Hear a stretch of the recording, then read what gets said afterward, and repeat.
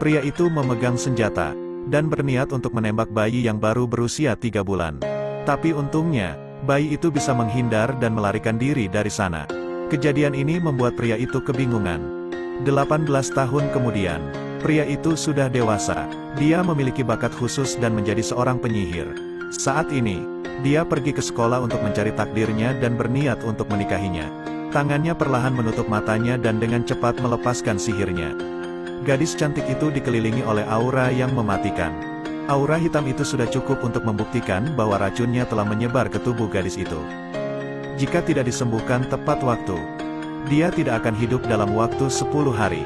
Tanpa berpikir panjang, pria itu dengan cepat menciumnya, untuk mentransfer energinya ke tubuh gadis itu.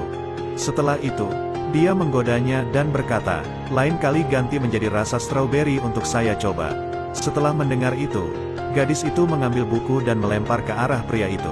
Tapi pria itu bisa menghindarinya, karena gadis cantik itu memiliki energi dari pria itu. Dia dengan cepat pulih, karena pria itu memiliki energi lebih dari manusia biasanya. Pada saat yang sama, bos sekolah ini diam-diam jatuh cinta kepada Salsa. Melihat Salsa diintimidasi oleh pria itu, dia mengatakan kepada pria itu, jika dia ingin mematahkan kakinya. Tetapi pria itu tidak panik, dan berkata jika berkelahi tidak terlalu memerlukan gerakan kaki. Bos sekolah itu mengira jika pria itu ketakutan setengah mati, dan dia memerintahkan bawahannya untuk menghajar pria itu. Tapi saat ini, pria itu hanya menepuk tangannya. Dua bawahan di samping bos itu seperti dikendalikan. Keduanya mendorong bos ke atas lantai dan memukulnya dengan keras. Irama tepuk tangannya semakin cepat. Kedua bawahan itu memukul bos dengan sangat keras. Mendengar kebisingan itu, kepala sekolah dengan cepat datang. Melihat aksi pria itu yang bertepuk tangan, dia langsung teringat, jika seorang guru yang hebat mengajar di sini 10 tahun yang lalu. Dia yakin jika pria itu adalah murid dari guru itu. Jadi dia bertanya kepada pria itu. Pria itu berkata jika dirinya memang murid dari guru yang hebat itu. Setelah kepala sekolah mendengar itu, dia langsung mengajak pria itu untuk menjadi guru di sekolah ini. Tapi pria itu hanya ingin menjadi murid biasa, karena dia hanya ingin pergi ke sekolah dengan calon istrinya.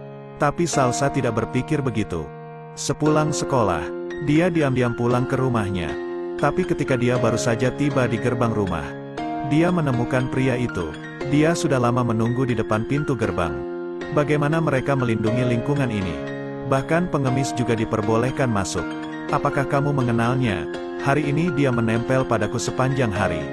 Dia tidak bisa diusir. Dia hanya membuang-buang waktuku. Apakah kamu ingin membunuh suamimu? Apa yang kamu bicarakan? Bagaimana kamu tahu alamat rumahku? Ketika saya keluar dari sekolah, jelas-jelas kamu tidur di lorong. Mengapa kamu tiba sebelum saya? Apakah kamu setan? Itu bagus. Jadi kamu tidak tahu apa yang harus dilakukan. Bagaimana dengan lokasi rumahku? Tangan pria itu tidak berhenti meramal. Nak, jika kamu benar-benar memiliki keberanian, biarkan aku melihat keberuntungan atas namaku. Jika tidak, saya tidak dapat menahan amarahku. Jika kamu tahu apa yang saya maksud, cepat pergi dari sini.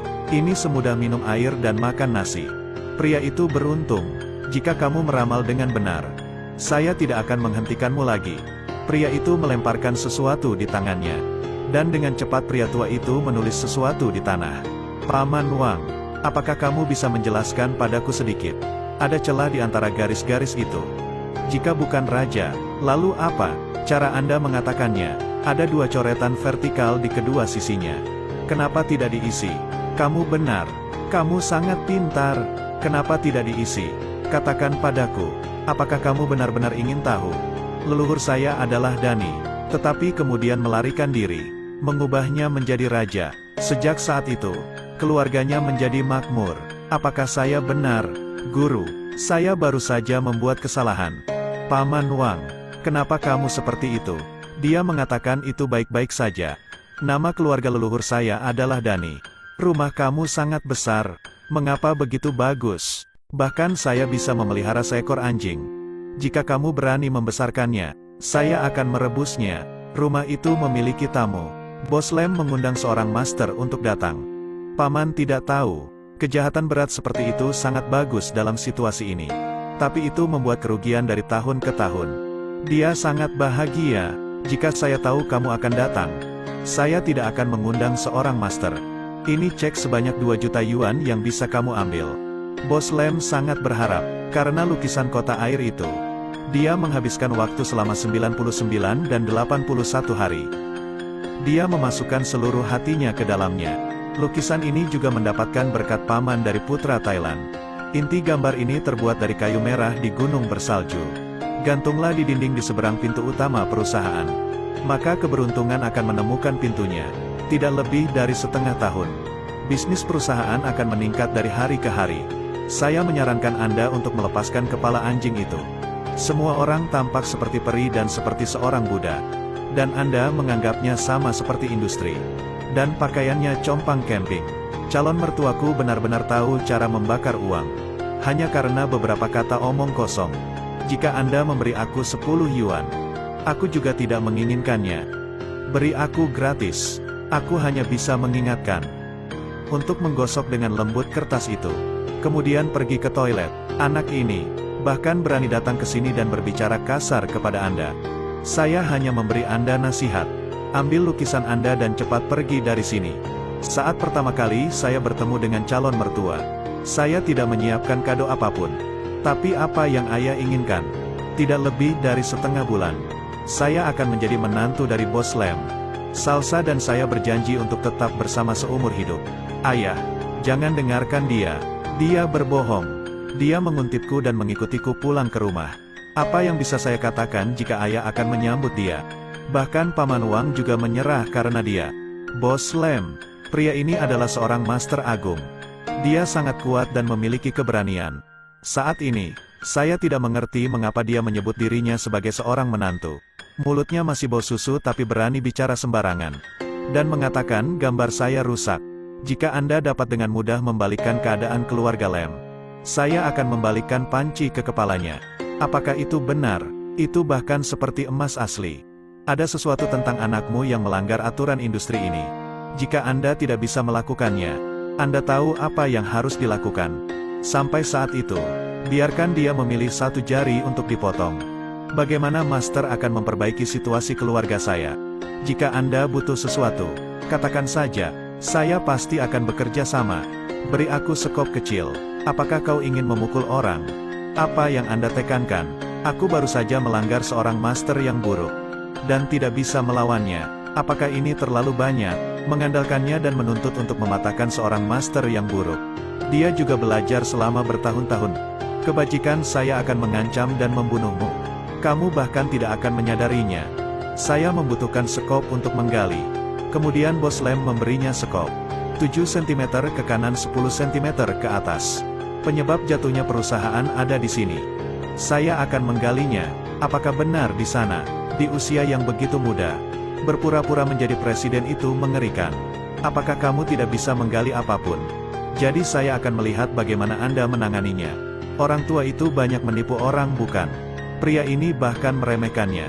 Kali ini, Bos Lem bisa melihat manfaatnya dengan mata kepalanya sendiri. Dia mengambil sekop untuk menggali petunjuk. Tapi orang tua itu hanya memegang gambar dan mengatakan harganya. Siapa yang merugikan? Siapa yang palsu? Anda bisa langsung mengetahuinya. Itu hanya sebuah lubang. Tapi itu membuatmu goyah. Apa hubungannya dengan mengembalikan keadaan keluarga Lem? Pernahkah Anda mendengar pepatah ini? Jika belum melihat bakat belum meneteskan air mata, keluarga Lem sudah mulai menurun. Tentu saja bukan karena lubang ini. Maksudku, itu karena apa yang ada di dalam lubang ini. Barang ini disebut kereta kuda yang menarik uang. Jangan menghinanya, ini bisa mengubah nasib seluruh keluarga. Biasanya jika kepala kuda menghadap halaman, tambahkan tata letak yang sesuai. Anda akan sulit mendapat banyak uang. Pikirkanlah, jika kepala kuda menghadap keluar, maka apa yang akan terjadi? Maksudnya seseorang sedang bermain trik di sini. Untuk menghancurkan keluarga Lem. Dia menggunakan kereta kuda untuk menarik uang. Bahkan aset keluarga habis. Itu sebabnya dia mengalami kegagalan. Ini hanyalah salah satunya. Dengan kekayaan dan kekuasaan keluarga Lem. Jika hanya mengandalkan kereta ini, itu masih belum kehilangan apapun. Ada sesuatu yang akan kita lihat di balik punggungnya. Satu kata ini adalah kode. Satu kata ini adalah kode pasar. Itulah kodenya. Apa artinya kode ini? Beri aku ciuman dan aku akan memberitahumu. Kamu bajingan. Santi adalah istri yang dinikahi Jajang pada tahun ke-7. Saat berusia 22 tahun. Tapi selama beberapa hari, mereka berdua satu persatu berbaring. Setelah itu, Jajang memancing setiap hari. Kalimat itu merujuk pada ambisi. Saat pemberian, Santi juga datang untuk mengklaim hadiah. Jajang tidak tahan dengan pelecehan itu, dan segera menamainya Dewa yang Sama. Jadi karena Dewa yang Sama, dia menarik kereta kuda untuk menarik uang. Sehingga merusak keluarga yang baik, membuat uang pergi. Ini adalah sesuatu yang mudah. Bagaimana cara untuk menyelesaikan masalah Dewa penarik uang ini? Hal yang harus dilakukan adalah dengan membunyikan bel untuk menemukan orang ini. Katakan pada orang itu untuk mengukir Dewa Kekayaan dengan ukuran yang sama dan diletakkan di tempat ini. Lalu masukkan kepala kudanya ke rumah untuk dapat dipecahkan. Jadi bagaimana saya menemukan orang ini? Ketika Lem pindah ke rumah ini, semuanya mulai menurun, bukan? Benar. Jadi, apakah Anda ingat saat membangun? Apakah Anda menyinggung pekerja? Pak Tua, apakah jari milikku dianggap disimpan? Kuda yang tak terukur itu buruk. Pertahankan. Bagaimana dengan pot pupuk ini? Tuan, Anda melihat tempat ini. Jika ini penting, di mana Anda mendapatkan pot pupuk ini? Atau seperti ini, kami bertukar kontak. Suatu hari, saya akan disalahkan. Tidak, saya akan memakai pot kotoran untuk mengaku bersalah. Berpikir baik ya. Beri perintah kepada pembantu rumah tangga Anda. Bawa sepanci kotoran manusia ke sini. Jika tidak, kotoran anjing juga bisa. Berdasarkan apa yang harus saya lakukan? Saya pergi. Tunggu. Saya sudah hidup selama 50 tahun dan hampir ditipu olehmu.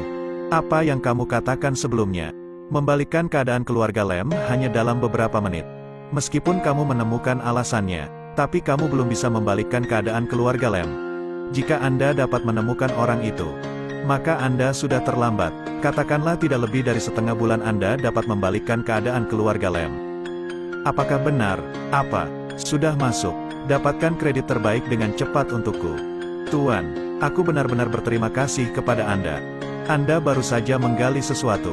Sebuah kontrak dengan keuntungan 10 miliar telah datang. Ini adalah perusahaan transnasional yang telah saya ikuti selama lebih dari setengah tahun. Dan mereka tidak peduli apapun tentang saya. Sekarang apa yang harus Anda katakan? Tuan adalah malaikat kecil dan seorang guru surgawi. Meskipun pria tua itu adalah seorang penipu, tetapi dia menghormatinya. Tolong, saya benar-benar tidak ingin membuat sepanci kotoran. Maafkan aku. Apapun kondisi yang Anda miliki, saya akan menerimanya. Seperti ini, biasanya aku juga bebas. Saya juga tidak bisa tinggal sepanjang hari di keluarga Lem seperti parasit. Saya melihat Anda seorang pedagang. Perdagangan apa? Kamu benar. Saya punya toko yang menjual barang antik tapi sudah lama tutup. Saya masih tidak bisa mendapatkan produk asli. Di awal tahun ini, ada banyak informasi. Jenis pengetahuan manusia juga menjadi lebih canggih. Bahkan untuk makan pun sulit. Jika tidak, saya bahkan tidak akan mengambil risiko untuk menipu sampai mati. Mulai sekarang, saya akan mengambil 70 produk dari 100. Apa kamu setuju? Beri dia semua. Baiklah. Yang lain saya tidak berani untuk memastikan. Tapi akan lebih baik bagi Anda untuk mengikuti saya daripada menipu. Biasanya saya harus pergi ke sekolah dengan istriku. Toko ini masih membutuhkan orang untuk bersih-bersih. Awalnya saya ingin memberinya 3 porsi mangkuk sup untuk dimakan. Tapi sekarang dia ingin memberikan semuanya padaku. Apakah kamu yakin? Nomor 17 di Jalan Dingdang. Saya menunggu Tuan ada di sana.